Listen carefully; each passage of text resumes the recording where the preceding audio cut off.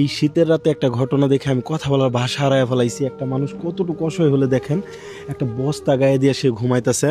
এই যে ভাই, এই যে ভাই, এই যে আসলে ডাইকা তোলাটা ঠিক হইতেছে?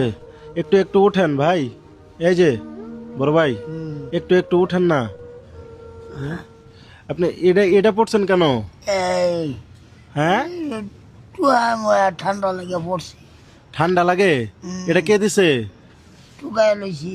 টুকায় নিছেন? আপনার নিচে তো শীতের কাপড় আছে, এগুলো দিয়ে হয় না?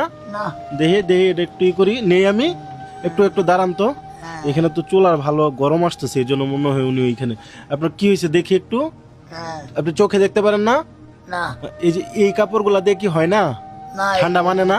না, তার জন্য সে আসলে ঠান্ডা মানানোর জন্য বন্ধুরা দেখেন, সে একটা চটের বস্তা তার গায়ে দিতেছে, যেখানে আমরা অনেকগুলা কম্বল দিয়েও আসলে শীত মানাইতে পারতেছি না। আপনার সাথে একটু কথা বলে দেখি, ওই দিক দিয়ে আসি। আপনার এই যে এই বস্তা দেয়া হয়, ঠান্ডা মানে? না, ঠান্ডা মানে না? না, কেউ কম্বল টম্বল দেয় না আপনারে? না গো, কষ্ট করতেছি আমি।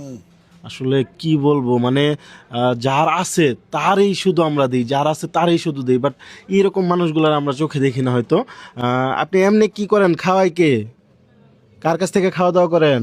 আল্লাহর আসলে। আল্লাহ রাসুলে করায়? হ্যাঁ, মানে এর ওর কাছ থেকে চায় আমি খান, এমনি তো খান? হ্যাঁ, তাহলে কেউ একটা কম্বল দিতে পারলো না এই এলাকার আপনারে? না,